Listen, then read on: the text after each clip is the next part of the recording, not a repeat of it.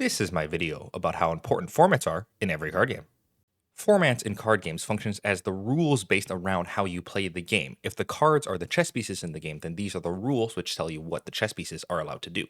And thanks to the fact that most card games are supported by a community, there are many different formats that are present in almost every single card game, giving you many different ways to play the game. This comes with many advantages for people who like to make card games or design different ways to play card games. Commander in Magic, for example, was completely community made before it got picked up by Wizards and became the most dominant format in Magic.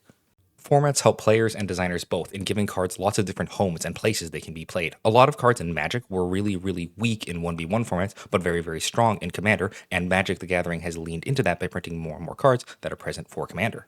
You can also see this in Pokemon's extended formats, where there are a lot of cards which may have been really difficult to use or utilize in the main standard gameplay. However, in the extended format, where you have access to a much wider pool of cards, a lot of cards end up becoming extremely powerful menaces without as many restrictions placed on them.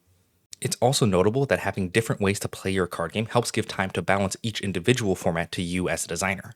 Hearthstone Battlegrounds is a great example of this. Because Hearthstone Battlegrounds is so significantly different than the regular game of Hearthstone, you can spend time designing things for Battlegrounds differently than you would spend on the main standard format, giving you not only more time where players can diversify and play other different forms of your game, but also give you additional time to balance each of these different halves of the game so that way players can switch from the best designed parts of your elements to one another. The most crucial thing, I think, though, is that providing different experiences with formats is really appealing to designers and players alike. By having your formats use different rules, different gameplay elements, different cards entirely, it can make really different experiences for players playing the different versions of formats. And the more diverse that your formats are, the more it'll feel like you have many different games packaged into one, which is the ultimate power, I think, in a card game. In this video, I'm going to go through all of the different card games and look at the formats and how important they are to the health of a game as a whole, starting with Magic the Gathering. How important are formats to Magic the Gathering right now? It probably won't come as much as a surprise, but they are completely core to the game's survival up to this point. And that is not only because Commander is the most profitable and dominant part of Magic's gameplay. Whilst Commander was completely fan-made and not something created by Wizards, it became extremely important to both the casual and competitive halves of the game, being very different than the standard way to play Magic the Gathering 1v1. Commander, being the largest format featuring the most cards in Magic the Gathering, helps a lot with keeping Magic the Gathering fresh for not only players, deck builders, but also the designers as well. Because there is so much open game space to walk in, Commander deck builders, Commander players, and Commander designers have a lot of different viable ways to play the game. Comparing this to more isolated formats like Standard with a smaller pool of cards, it can become very easy for one dominant strategy to become extremely prevalent in the metagame, making you see the same cards over and over again. This is simply not true in Commander, and is why it is one of the best things to happen to Magic. And while Commander is the most dominant of Magic formats, it would be remiss to me to not mention all the other varied formats that are present in Magic. There's Standard, there's Draft, there's Sealed, there's Modern, there's Legacy. There's a lot of different ways to play Magic the Gathering to help diversify the player experience. Having many different formats not only gives many different places for players to play and pick their favorites, but it also means that if you're a player who really likes 1v1, you have a ton of different options, very comparable to how it would be if you were to play Commander, having different options in terms of decks. You, as a player who plays Standard, Modern, and Legacy, have different versions of decks that you can play in many different metagames that are very different from one another. This also gives Wizards a lot of power, not only in terms of designing cards for specific formats, but designing cards that are not present in other formats, meaning that you can handcraft and shape each format to be very different from one another without overlapping with the different card pools.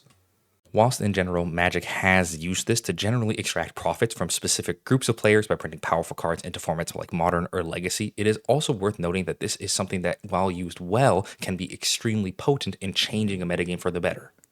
It's also worth noting that Magic has overgone a ton of power creep over its long 30-year lifespan. However, by having all of these different metagames, it has helped a lot in terms of slowing down and giving more room to power creep in the game. If we look at Legacy, one of the oldest and most powerful formats in Magic the Gathering, we can see that one of its most prominent decks back in the olden days was Show and Tell plus Omniscience, putting in a super powerful enchantment into play that basically instantly wins you the game.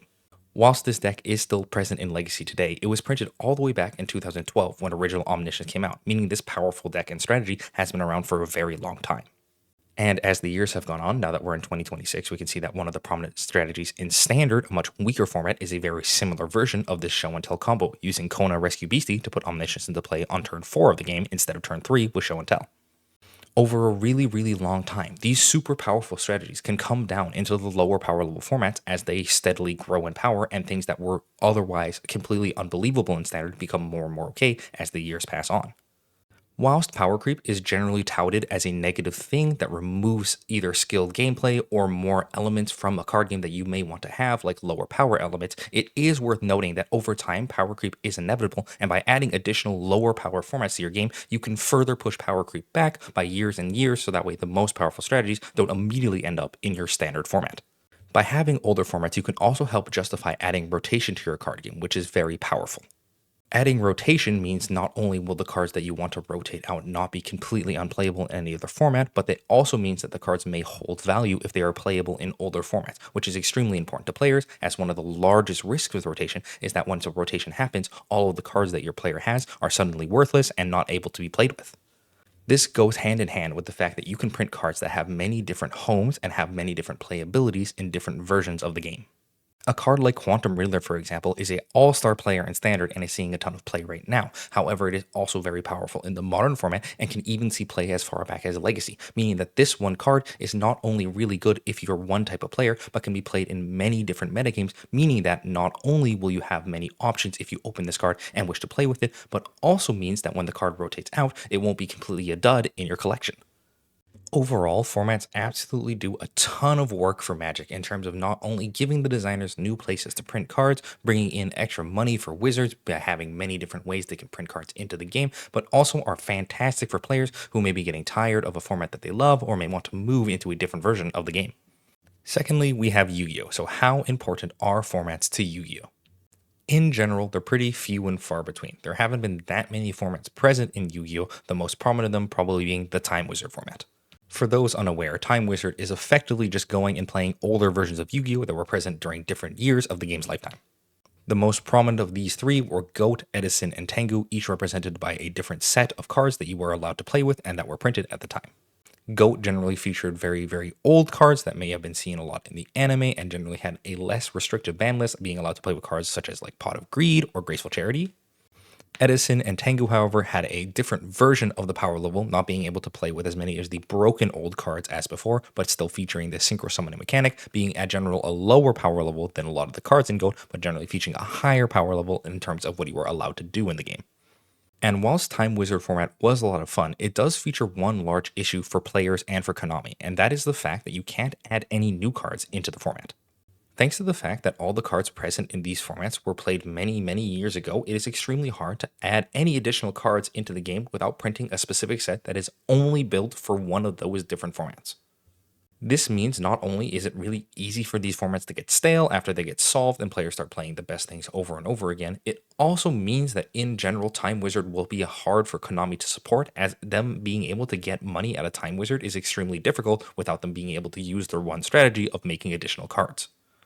This presumably is a lot of the reason why Konami tried to replace it with Genesis, the newest format present in Yu-Gi-Oh! Unlike the other formats, Genesis is present with the entire card pool present in Yu-Gi-Oh! However, cards, instead of being specifically banned, have a point total associated with them. For example, you are still allowed to play with cards like Pot of Greed, even something that you're not allowed to play with in the standard format and could only really play in the GOAT format all the way back then. However, it is restricted to 30 points, and you have a total of 100 points that can be present in your deck, meaning that if you want to play with Pot of Greed, you are giving up a significant amount of other cards that you could play instead. This means not only are you allowed to play with literally any card ever made in the game of Yu-Gi-Oh! At all, it also means that you can play with the new cards that are printed alongside the old cards such as Pot of Greed here. And this is extremely good, I would say, because Yu-Gi-Oh! Definitely has a need for new blood coming into the game. Yu-Gi-Oh! Has no form of standard rotation, meaning that the standard format will oftentimes be extremely static outside of new card printings and ban lists. It's hard to recommend someone to play Yu-Gi-Oh! If they simply refuse to play with or like Ash Blossom in the Joyous Spring, because this card has been present in almost every single metagame since its initial printing, meaning that if you were a kind of player who disliked this type of design, there is simply nowhere for you to go and play Yu-Gi-Oh! A lot of this was solved with Time Wizard, where these cards weren't allowed to be played before, but Time Wizard never updates outside of very, very niche scenarios where you change the rules, meaning that in general, you will get pretty tired of Time Wizard after you try out everything that it has to show. And whilst this is all great for the new format of Genesis, it still suffers from one issue that is present in many Yu-Gi-Oh! Formats, which is that it just feels kind of similar to the main standard format, but with a different featuring amount of cards. Sure, it may be true that most of the decks play significantly differently or have a significant difference in terms of what the specific lists are on a casual or competitive level. It still ends up feeling similar when a lot of the strategies that you may be playing with in the standard metagame end up being transplanted immediately right into the new format of Genesis.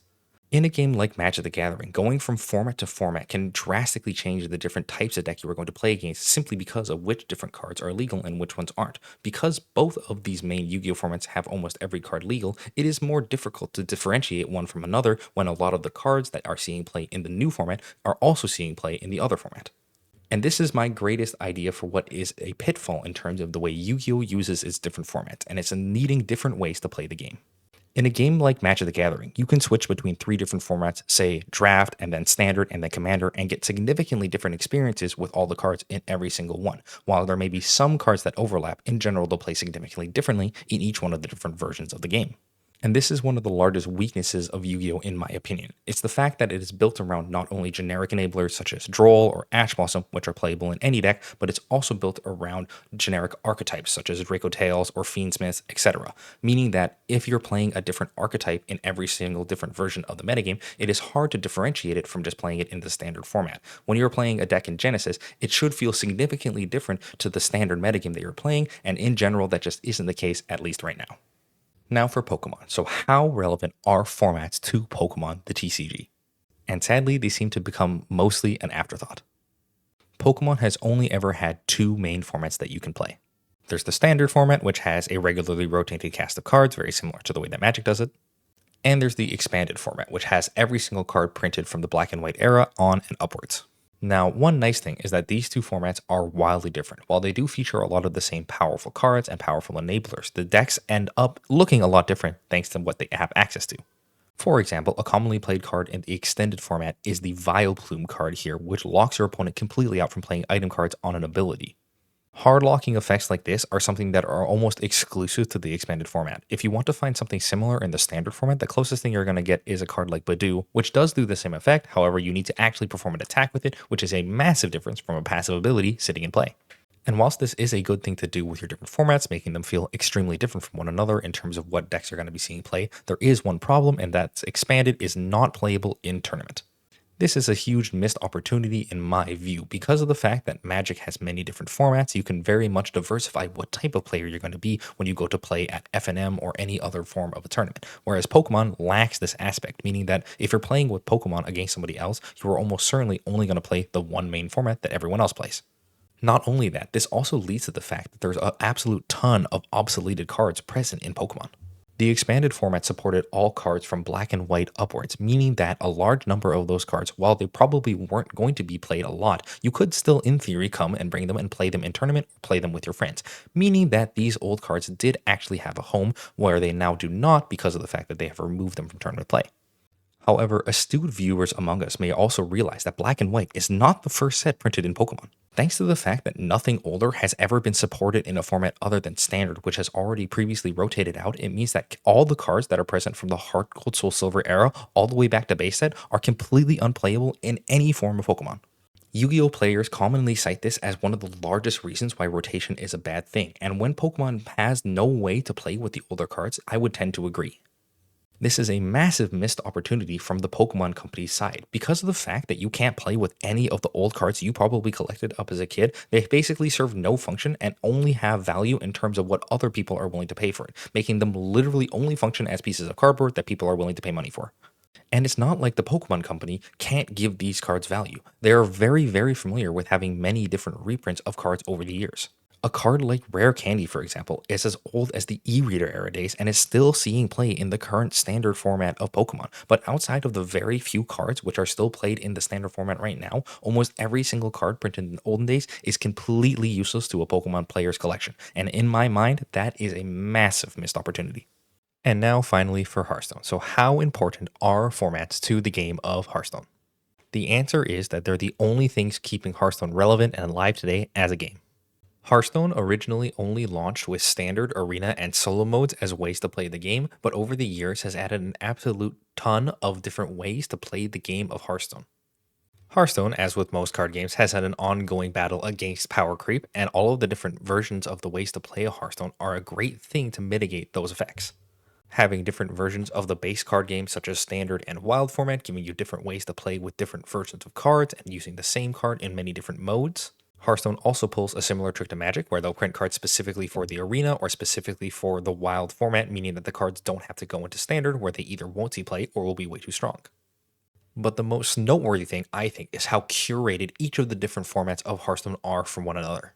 All of the game modes with a base collection of cards that you built, such as Arena or Standard or Wild, all have very different feeling metagames, but are much, much more similar than all of the extra metagames that have been added onto Hearthstone.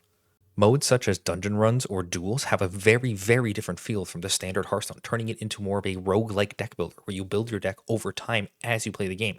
Because of this, they can also add extremely powerful passive elements into the decks that you would almost never be able to see in a 1v1 environment without some other sort of restrictions.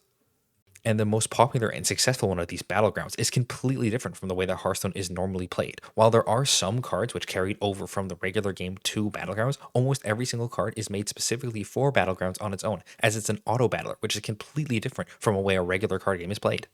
And whilst Hearthstone having all of these different modes is absolutely the reason why it's still around as a game today, these are things that need to be handled with extreme care, and I think Hearthstone is a great example of this. Having extra add-ons to your game is obviously a good thing, providing your players with additional ways to play the game, new modes to bring in people who may not be interested in the core card game elements is something incredible to bring to your game. But it's really important to make sure that these are accessible to all players, meaning that everyone can try out new modes and give an attempt for seeing if a new mode really appeals to them. It's really easy to make a mode which will strongly disincentivize players from not only trying it out or for committing to it in any way whatsoever. If you make the price up front really high, if you make it take a lot of grinding, or if you simply don't advertise it properly to the proper player bases, it is really, really easy to have your metagame flop without any additional support. It's worth noting that while you're adding additional ways to play your games into your game, it will oftentimes be a question asked whether or not you actually want to keep them as a part of your main client. Maybe it's really different to play Hearthstone Battlegrounds from it is the regular Hearthstone mode, but why are these two things interlocked at all? Why don't we just separate them out completely? Whilst it certainly does have its benefits to separate your versions of the game, making Hearthstone Battlegrounds different from the Hearthstone Classic that everyone plays, it may have a very, very large price associated with it if you're going to make massive changes to each different game. Not to mention, the more different you make each of your different formats from one another, not only does it diversify for the players, but it also gives you extra work on the development side, needing to add additional support, especially if you make a metagame that is evolving and developing as much as a regular card game meta should.